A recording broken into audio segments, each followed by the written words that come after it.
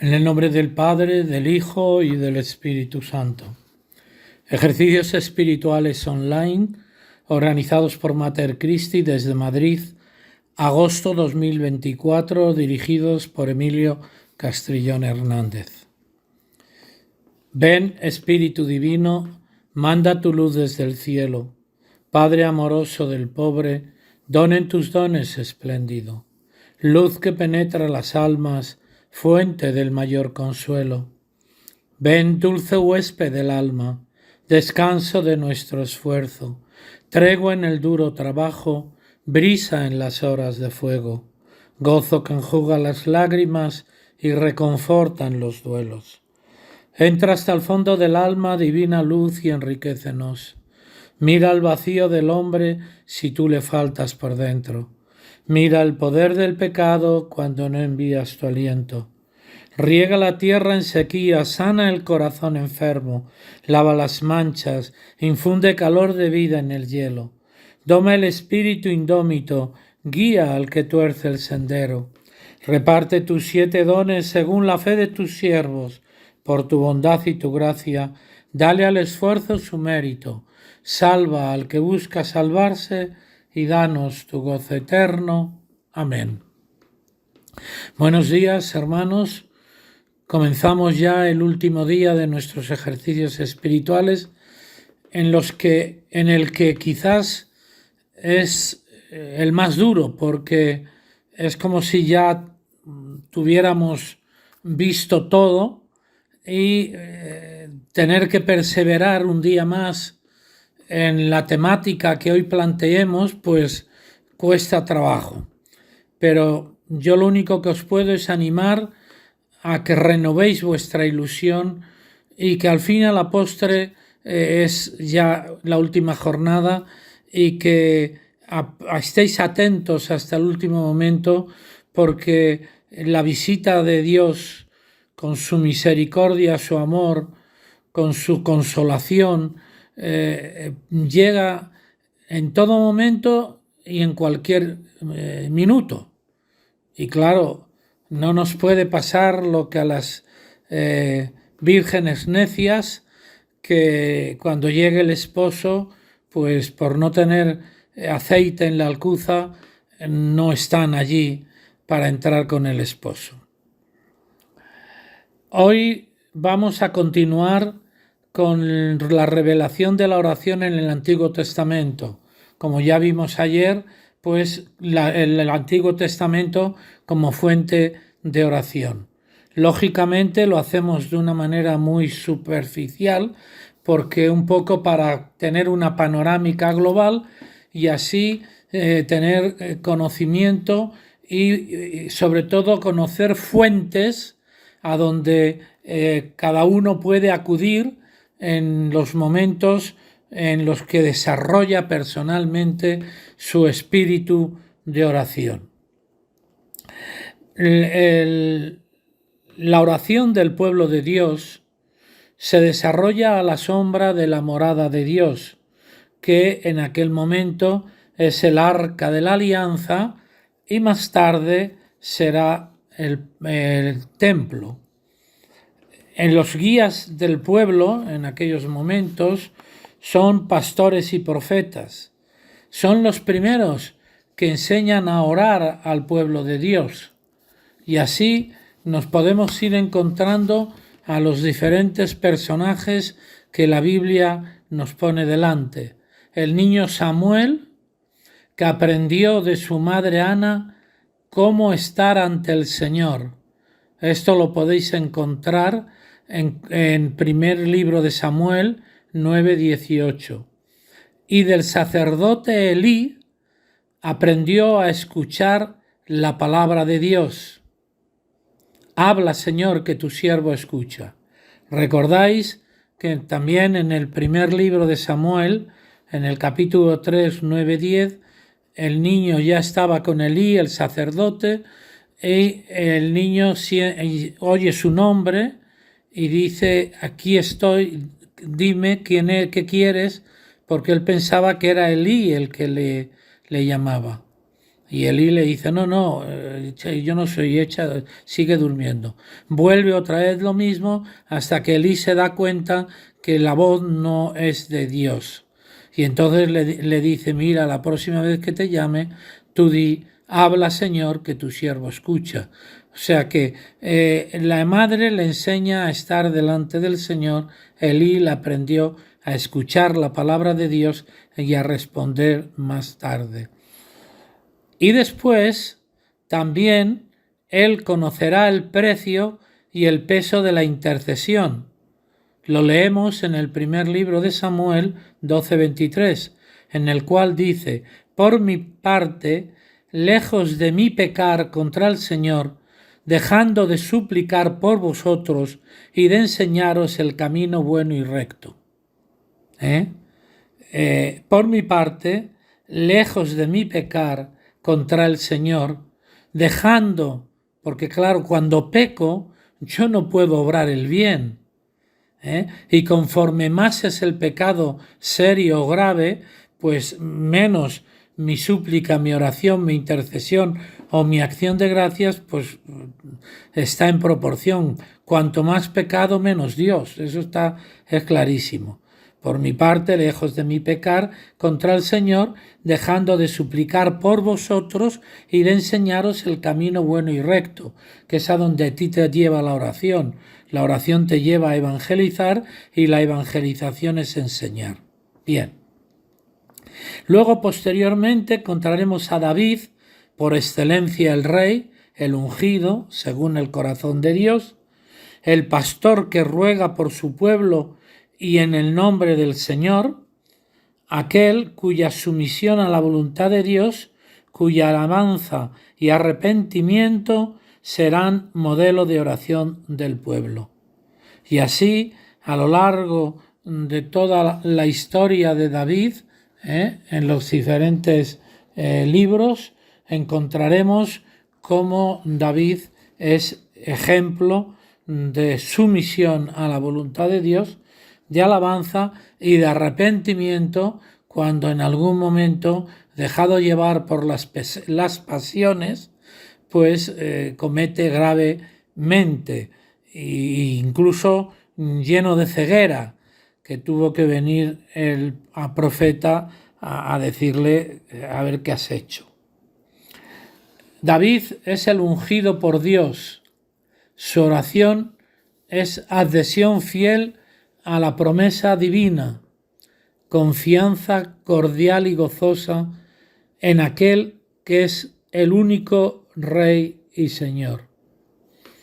En los salmos que se le atribuyen a él, a David, inspirado por el Espíritu Santo, en los salmos es el primer profeta de la oración judía y cristiana, porque judía a lo largo del Antiguo Testamento el pueblo cantará los salmos en las sinagogas y en el templo, y la fe cristiana también lo asumiremos como la oración de Cristo, verdadero Mesías e Hijo de David. El Mesías, Jesús, revelará y llevará a su plenitud el sentido de esta oración. Ya el Señor lo dirá en el Sermón del Monte. Yo no he venido a abolir la ley y los profetas, sino a darle plenitud. Y así fue como hizo Jesús y también con los salmos, porque él también participó en el templo y en las sinagogas, sobre todo hasta llegar a la vida pública, e incluso en la vida pública le vemos acudir a la oración en la sinagoga, en aquel pasaje célebre en la sinagoga de Nazaret, donde él proclamó que la palabra que allí se proclamó se cumplía en ese momento porque era atribuida a él, y ya sabéis lo que pasó, que le echaron a pedradas de allí. Y es cuando dijo que ningún profeta es recibido bien en su pueblo.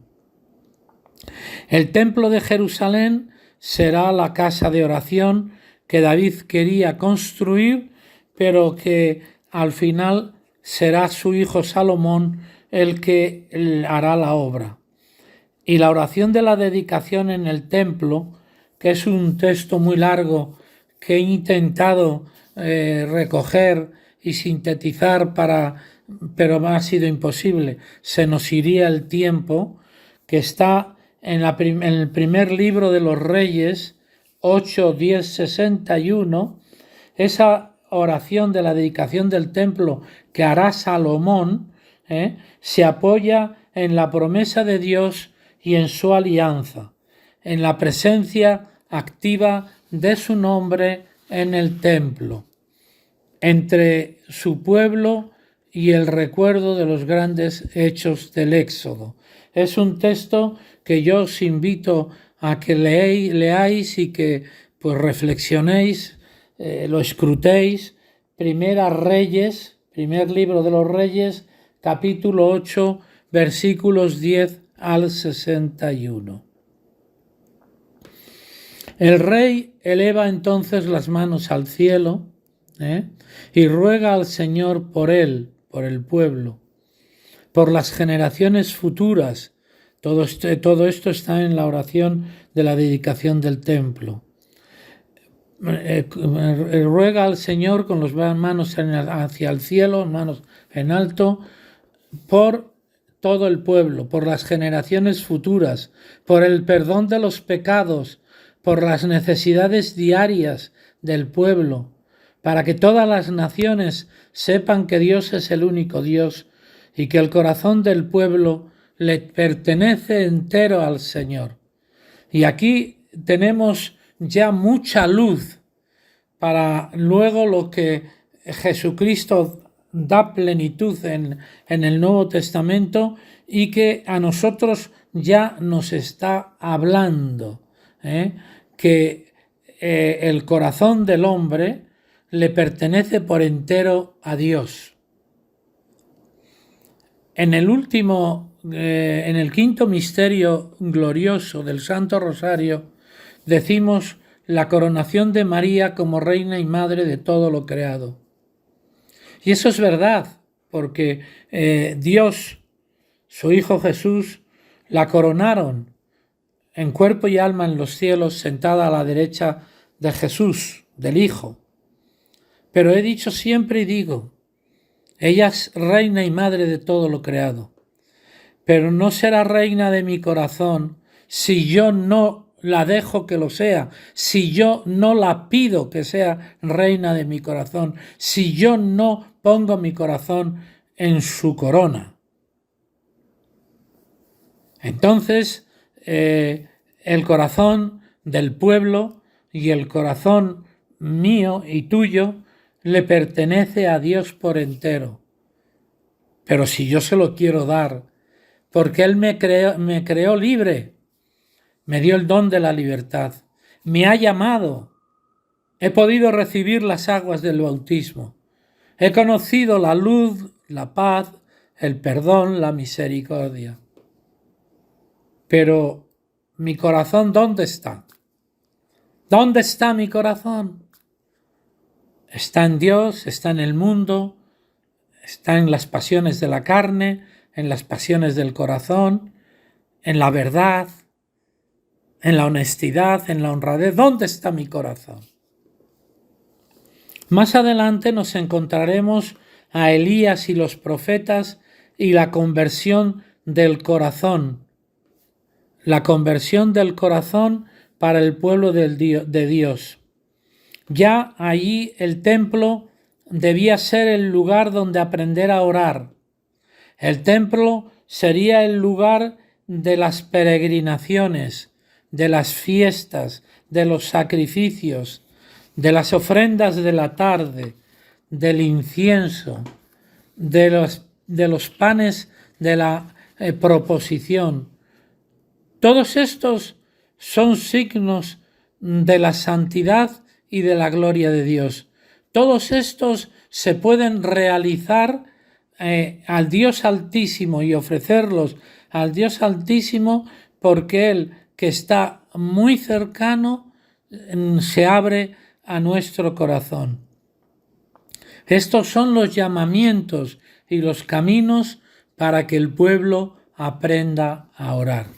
Y aquí empezamos a encontrar el sentido de muchas de las tradiciones cristianas que hoy se mantienen y que también buscan la conversión del corazón del pueblo de Dios, de cada uno de nosotros.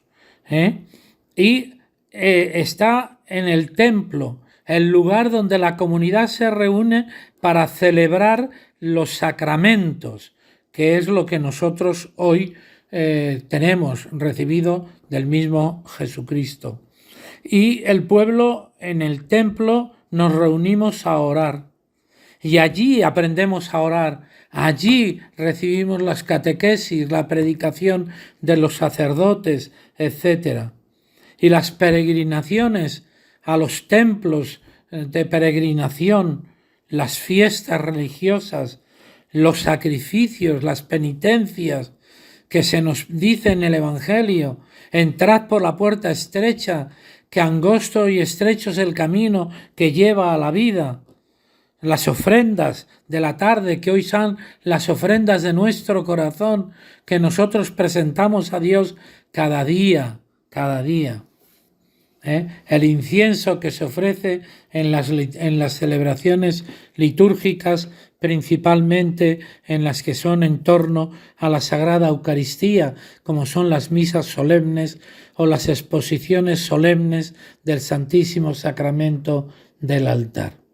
Por lo tanto, como he dicho antes, son signos de la santidad y de la gloria de Dios Altísimo, que está muy cercano a nosotros y que son caminos de oración que nosotros tenemos que recorrer. Sin embargo, el ritualismo arrastraba al pueblo con frecuencia hacia un culto demasiado exterior. Y así era necesaria la educación de la fe, la conversión del corazón, y esta fue la misión de los profetas antes y después del destierro. Encontramos un profeta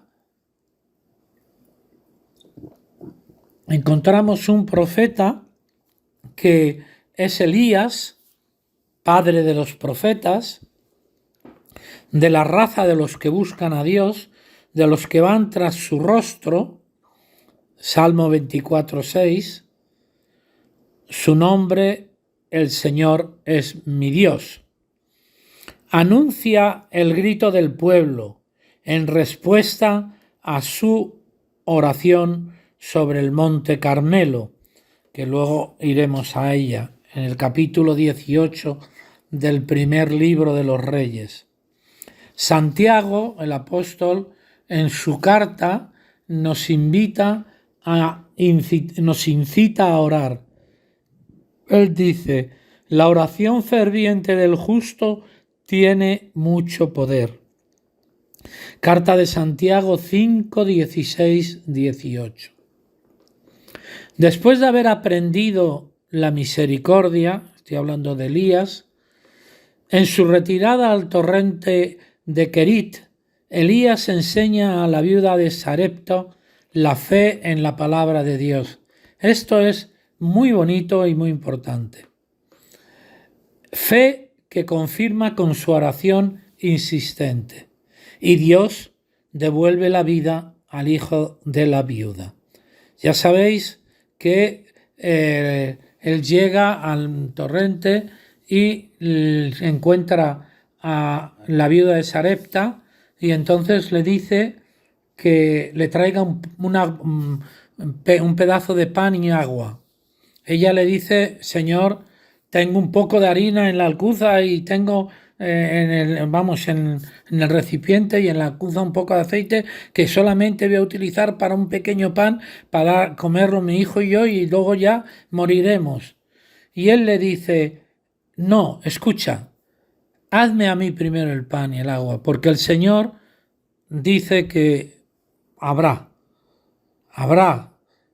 harina suficiente y agua y aceite en la alcuza también suficiente. La confianza en su oración. Y ella obedece y le trae el pan hecho de harina y de aceite que le quedaba en la hogaza y en la alcuza. Y no se acabará nunca de la hogaza la harina ni el aceite en la alcuza. Pero el niño, el hijo de la viuda, morirá. Y en el primer libro de los Reyes 17, 7, 24, la viuda, lógicamente, pues increpa al profeta. Pero él reza insistentemente al Señor. Y Dios le devuelve al hijo a la viuda. Y la viuda entonces le dice al profeta: verdaderamente conozco que tus palabras son verdaderas. Porque ella ha comprendido cómo la confianza del profeta que le enseñó cuando llegó y la oración le confirma que todo aquello era cierta. Luego vemos el sacrificio sobre el monte Carmelo, que es la prueba decisiva para la fe del pueblo de Dios.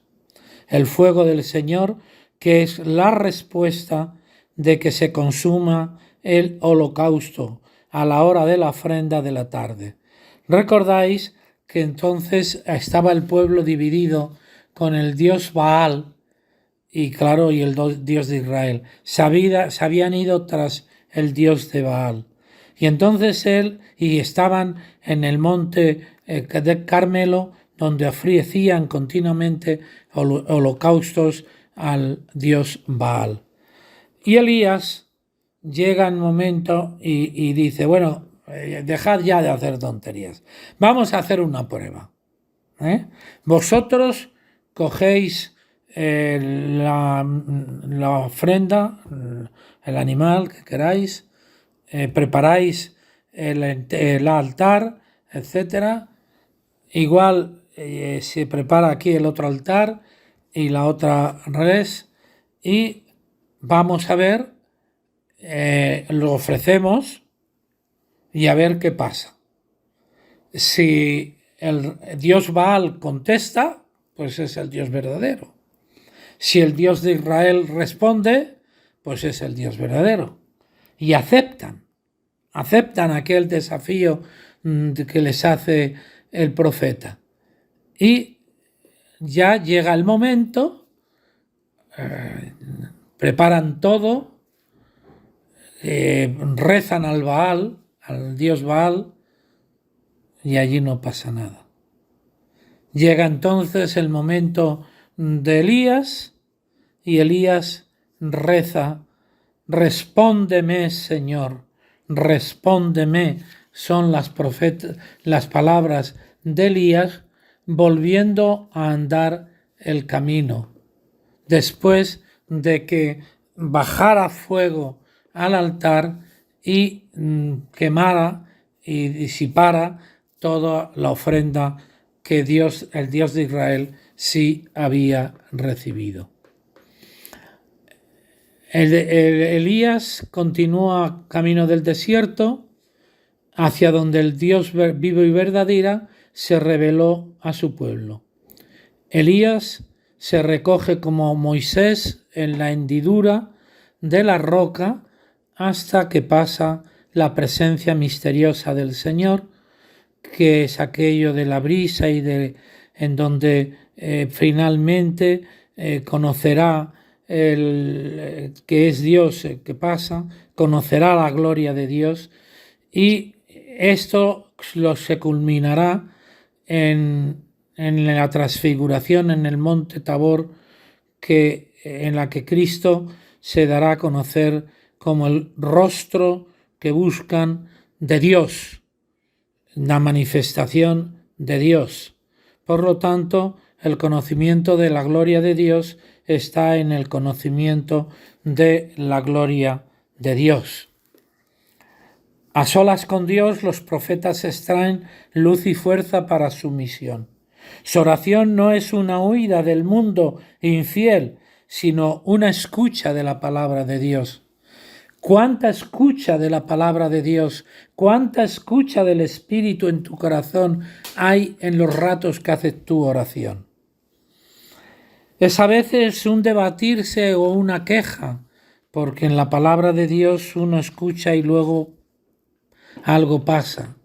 Y siempre una intercesión que espera y prepara la intervención del Dios verdadero, Señor de la historia. ¿Cuántas veces pedimos a Dios para sí o para otros dones que necesitamos ciertamente? Y nos debatimos entre eso, entre la duda y entre la espera, porque llega y llega y no llega.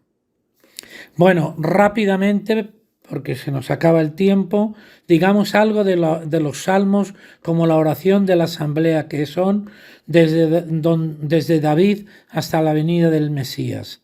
Las Sagradas Escrituras contienen los textos de oración que atestiguan el sentido profundo de la oración por sí mismos y por los demás, que es cuando recitamos los salmos, tenemos la opción de recitarlos para sí o para los demás, como os dije en alguna ocasión del himno al Espíritu Santo. Como sabéis, los salmos fueron reunidos poco a poco en un comienzo en un conjunto de 5 libros que luego se reunieron en el único libro que tenemos nosotros en el Antiguo Testamento. Son la obra maestra, el salmo, las alabanzas, la oración del Antiguo Testamento. Los salmos alimentan y expresan la oración del pueblo de Dios como asamblea, con ocasión de las grandes fiestas de Jerusalén y los sábados en las sinagogas. Esta oración es indisociablemente individual y comunitaria.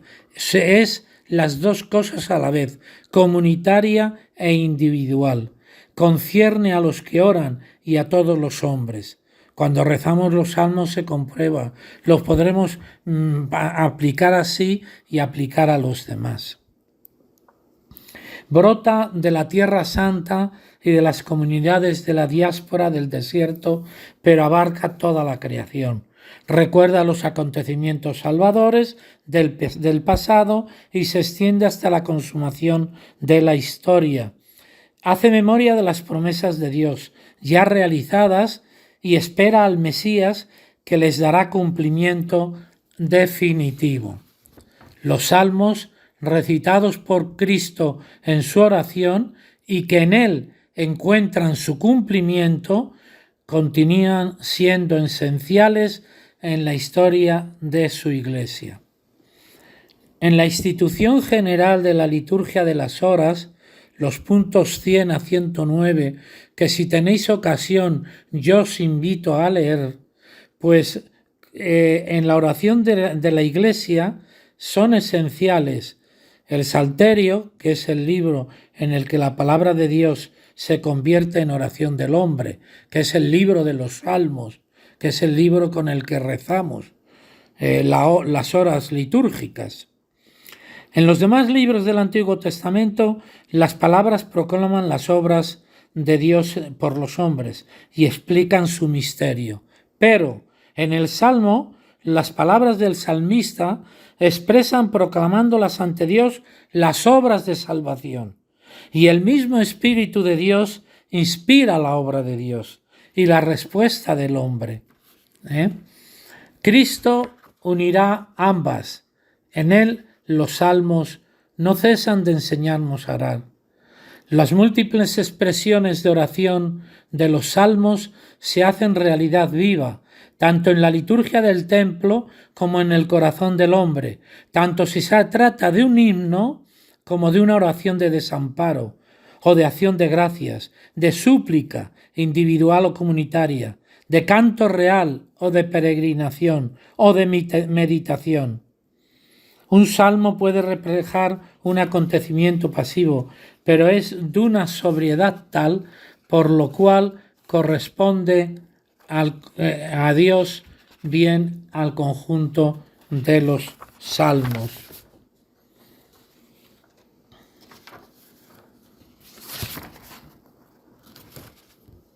San Ambrosio dirá ¿Qué cosa hay más agradable que un santo? Como dice bellamente el mismo David, alabad al Señor, que los salmos son buenos. Nuestro Dios merece una alabanza armoniosa.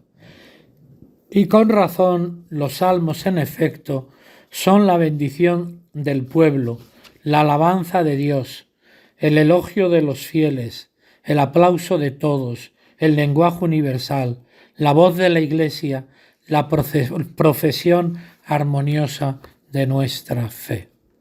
Bueno, pues que nosotros vivamos todo esto que hemos visto en torno a la oración en estos días y que lo asimilemos, porque quizás después de estos ejercicios tendremos que dar un nuevo giro a la oración y tendremos que aprovechar todo lo que hemos tenido en este bagaje.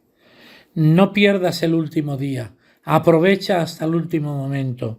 María, Madre y Maestra, ahí está dispuesta para acogerte, y tu ángel custodio también.